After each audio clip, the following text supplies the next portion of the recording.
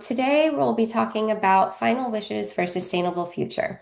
I'll be sharing about a multitude of sustainable disposition options in general, and then focusing in more on conservation burial at Prairie Creek, which is about 100 acres now. We just expanded to an additional 30 acres within Prairie Creek Preserve.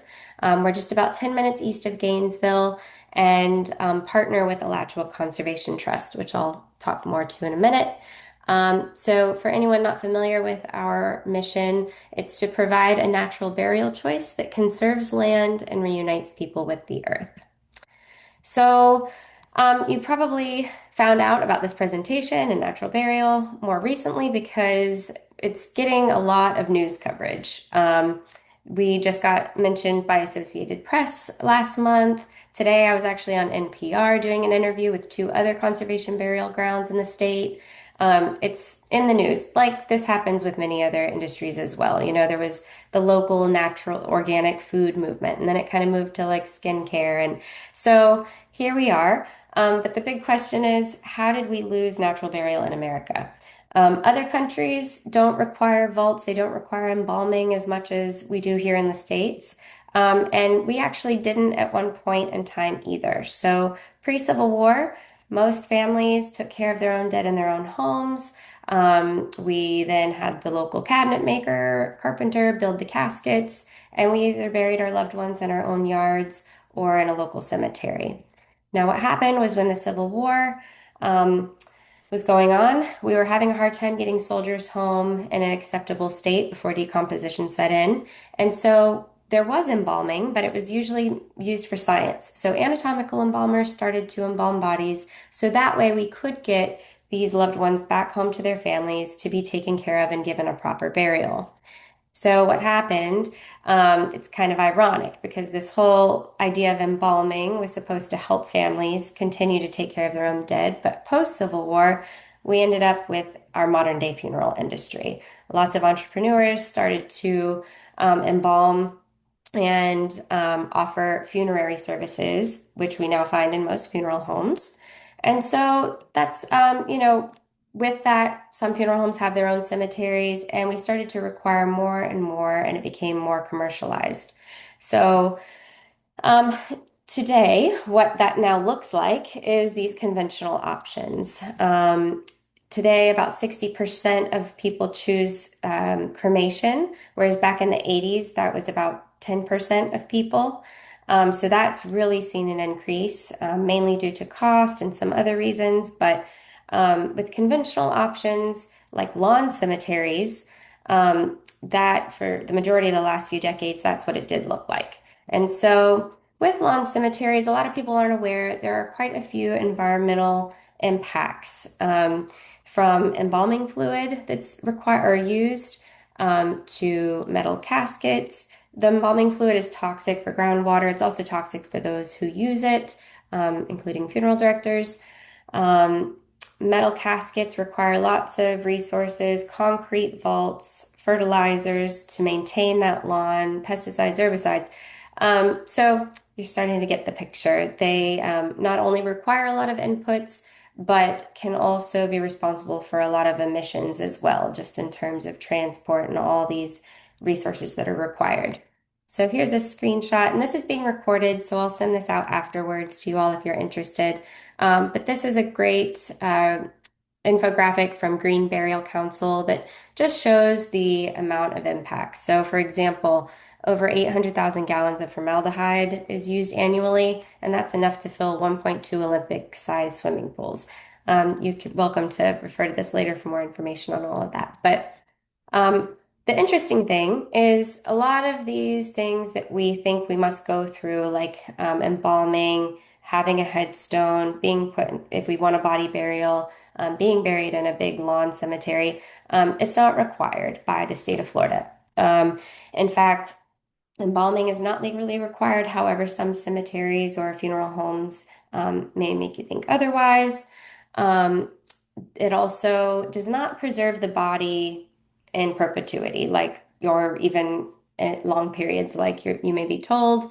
Um, and vaults are not legally required either. However, some cemeteries do require them. Um, and so caskets as well are not a legal requirement.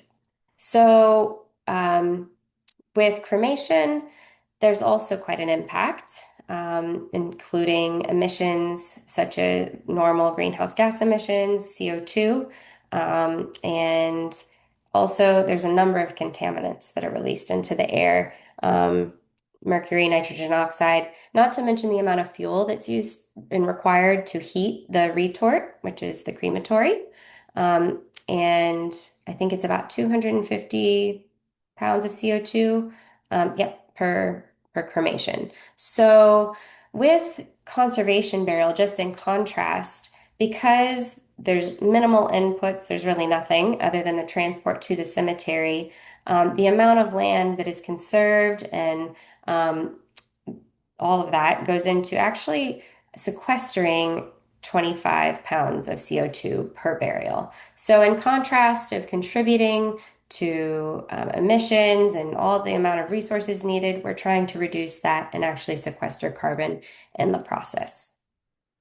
So just I'll keep going over some other options that people may be presented with as you're considering future disposition options. After cremation, there's a number of things you can do, whether those are included in artificial reefs or made into dishware. Some people even have them put into fireworks or, sent up into outer space.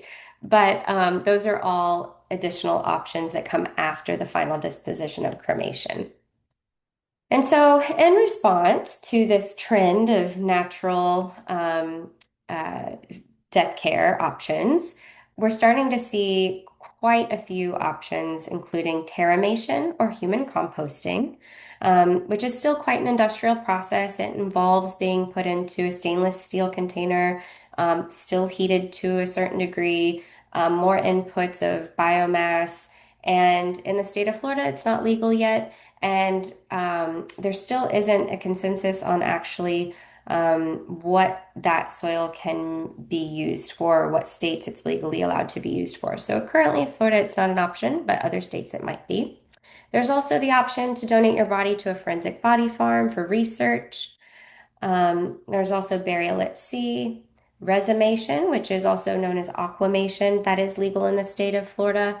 And it involves, again, being put into a container where instead of fire um, burning the body, you're actually dissolved with water. And then what's left is the bone, which is cremated, crushed into what you know as of ashes.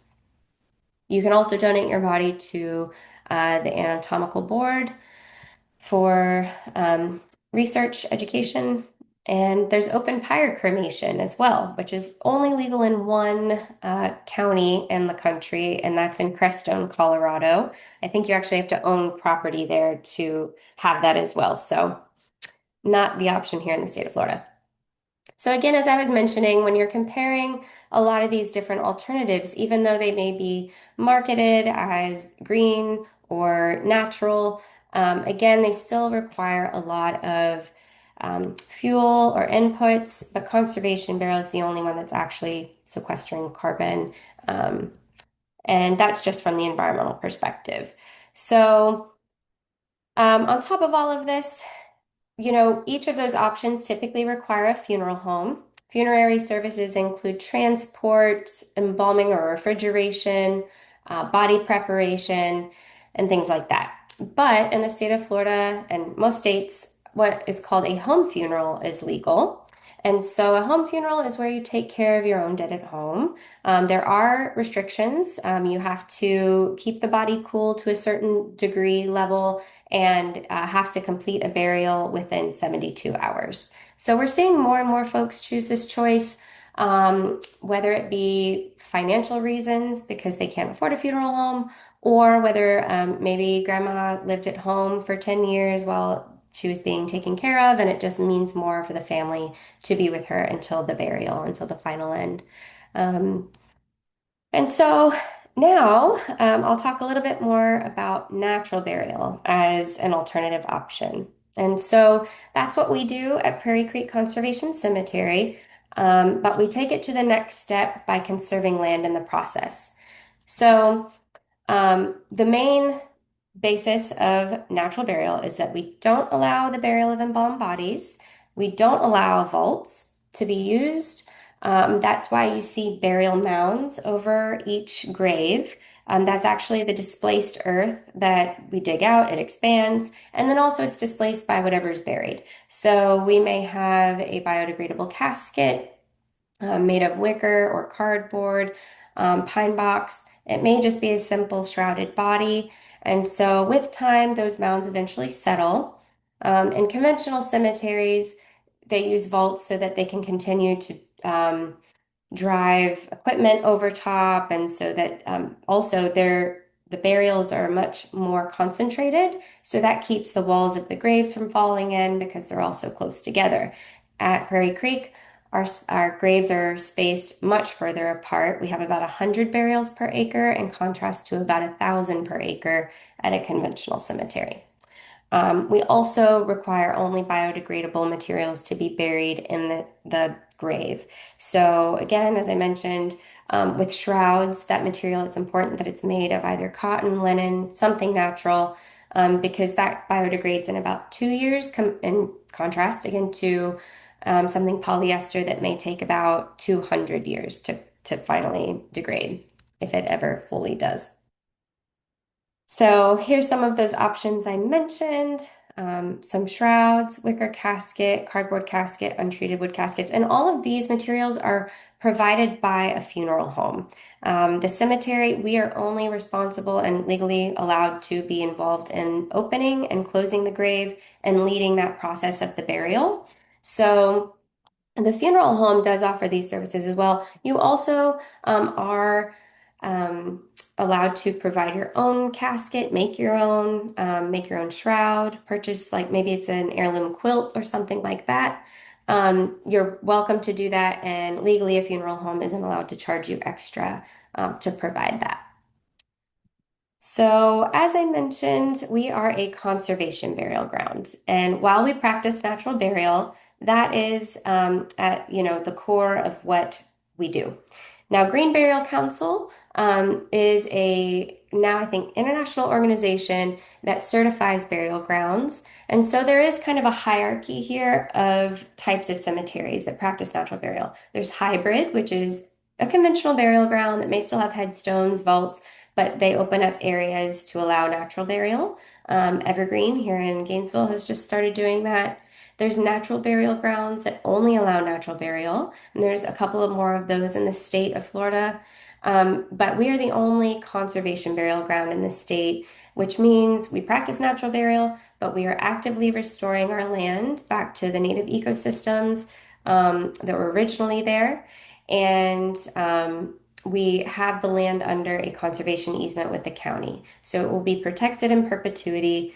So with each burial, folks are leaving a legacy to, you know, contribute to enhancing wildlife habitat, to increasing biodiversity of flora and fauna.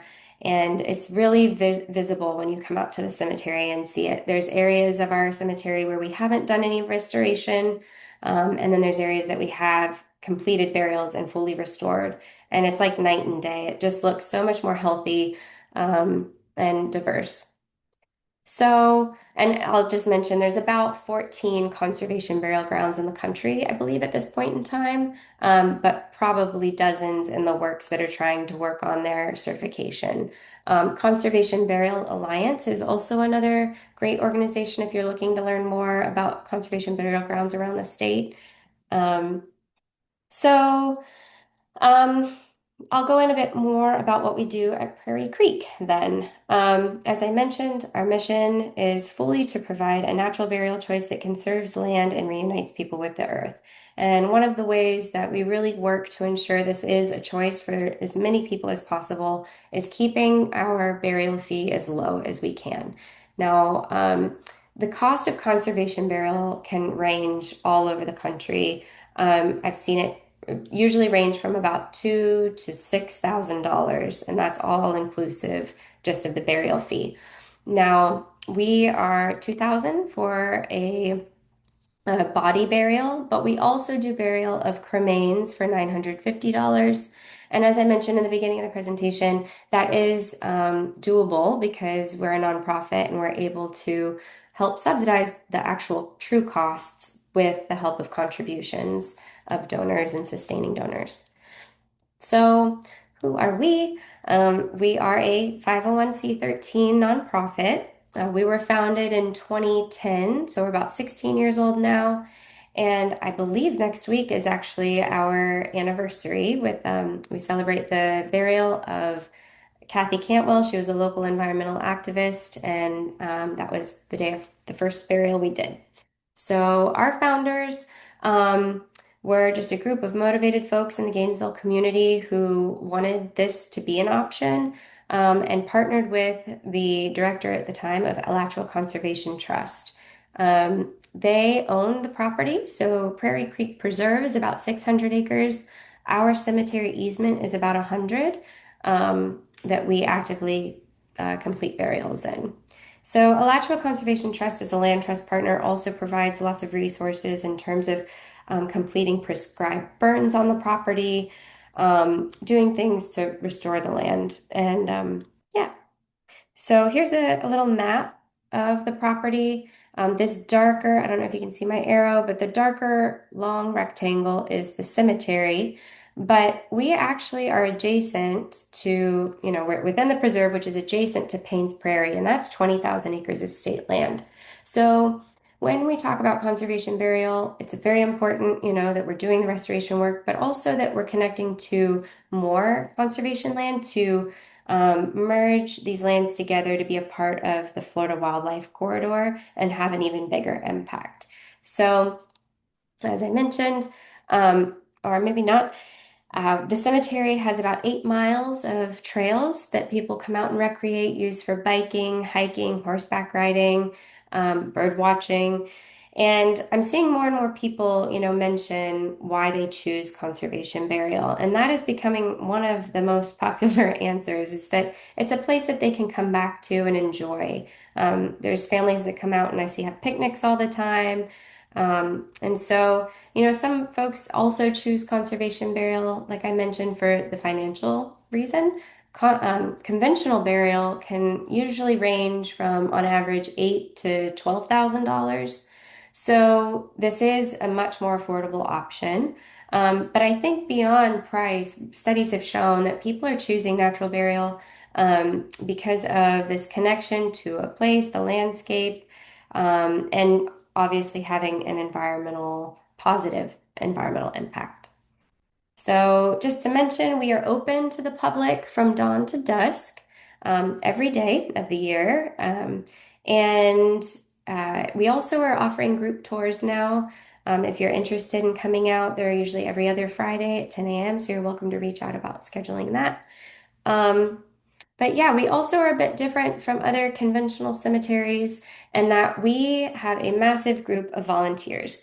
They are called the Society of the Pick and Spade. And while it wasn't an original intention of the cemetery to have these folks come out and support the organization in the way that they do, it was kind of just an organic evolution because folks would attend burials and see and feel the impact that it had on families to be participants and actually shape and honor their loved ones in the way that they would like.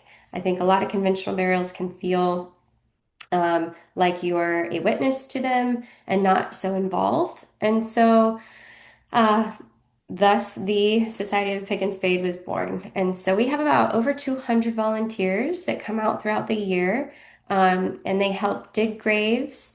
They also help at burials as pallbearers and helping fill the grave, and with a lot of land work as well. So, um, we also have a lot of family participation. As I mentioned, being involved is really important for a lot of families. And there's, the physical movement, I think, can be really healing and meaningful for families as they're going through grief. But just, as one rabbi told me at a burial, that, this is the last act and gift that you can give somebody that they'll never be able to give to you.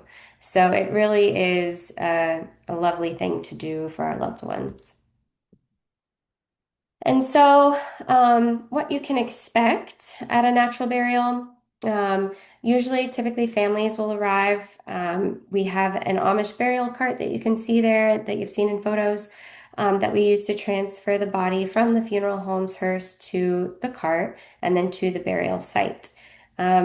Here in the photo, if you can zoom in, you'll see the body or casket will rest on top of the grave while staff and volunteers kind of step back and give families time to memorialize however they wish. And we see that in all kinds of ways. We're not exclusive to any religion, very welcoming of all faiths, beliefs, or non-believers. And folks, yeah, can play music. Some are just sit in silence. There's, yeah, lots of interesting ways people honor their loved ones. So, once that's complete, our staff and volunteers will step back in, or the family, we will lead them in lowering um, the body or casket. And then from there, we will begin to fill the grave. And so once it's complete, we have a marker that we place on top, which I'll go back and show you. It looks like this. It's just a 2-inch brass marker that we hand stamp. Our staff will put either first name, last name, birth, death date, or if the family wants something more unique, we'll put that on there. That goes on top of the grave. So as you look out over the cemetery, you don't see headstones. You don't see anything really interfering with the landscape. But those are brass, and we're able to find them with metal detectors. So once a year, our staff go around and do site checks, and we make sure that everything's where it should be.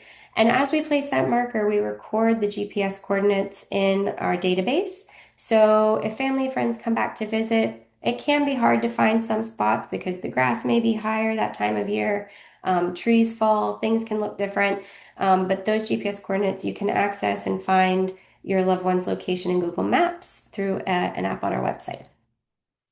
So, um, yeah, so after we fill the grave, family can then mingle about however long they wish and again, come back to visit whenever. We also have I'll skip that for now and mention some events. We also have quite a few events that we do throughout the year. You know, we have a memorial celebration the first Sunday of every November. So that's coming up this year, November 1st. You're all welcome to attend. It's usually at noon. We have a potluck and then a program at 1 of read poetry. Different bands and musicians will play. It's a really beautiful day, and it's my favorite to come and see everybody out in the cemetery visiting their loved ones. We have native planting days as well. So the cemetery is actually divided into meadow, which is really an upland pine kind of meadow ecosystem that we're restoring, and we do prescribe burn-in, and then mesic hardwood hammock. And so we have 2 separate planting days, so that way we can restore those landscapes. Folks can plant something in memory of their loved one. And then we actually go around and water everything for about 2 months to make sure that it all gets established. We also have grief meditation walks, forest bathing, drawings, memento making, biodegradable memento making classes, and an annual volunteer appreciation event as well. So, um, yeah, that's kind of what you can expect in terms of a burial and long-term participation at the cemetery. But yeah, by all means, anybody can come at any time to visit. So again, as I mentioned, the costs, full body 2,000, cremains is 950. We also added on an option last year so that if you have the cremains of a relative, pet, you can also include that in a burial. So if the grave is being opened for an initial body or cremains, you can add additional cremains for $300, and we'll create a marker for them and enter them into the database as well. So something really important to mention here is that we are an exempt cemetery with the state, meaning the most important thing to know about that is that we cannot accept payment in advance of a burial, and we cannot reserve sites in advance of a death. So the way that we offer folks to express their interest of being buried at the cemetery, and also hold space in our capacity for burials at the cemetery, is to take what's called a burial preference form. And so I linked to that in the email I sent you all, and you're welcome to email or find it on our website again. But that form simply states whether you want to have a body or cremation burial at Prairie Creek and in the meadow or woods ecosystem. And then that way we can keep an eye on our capacity, availability, and continue expanding like we've been doing over the last couple of years. Um, Also, there's a planning guide in that email that will explain a bit more about payment. Another way to work around payment, a lot of folks want to pre-plan with a funeral home, have everything taken care of in advance. So you are typically able to pay a funeral home the $2,000 burial fee in advance, and they'll hold that in a trust. When the time of the burial comes, they will pay us. So that's what most people choose to do if they're pre-planning. Other necessary funerary services include the completion of state mandated paperwork like a death certificate, also burial preference form, getting a transit permit, which you would be required to do if you did a home funeral. So they take care of that. They do body preparation like shrouding, casketing. They also take care of refrigeration up until the day of the burial. One of the things that a lot of folks think with natural burial is that it needs to happen immediately or within 48 hours. But if, spiritual preferences don't really apply here, you actually have quite a few. You can take weeks up to months if required because of family being out of the country or something like that. To complete the burial. So refrigeration is a perfectly fine method of preservation in place of embalming, and you do have time. Now, obviously, we don't want to make anyone wait, so we do try to schedule folks as quick as possible, which can be within a few days after death, or like this summer, we've been really busy, and we've had to schedule about 2 to 3 weeks out after death.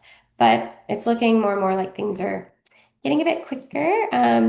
And then also they take care of transportation of the body, and they act as a witness to the burial as well.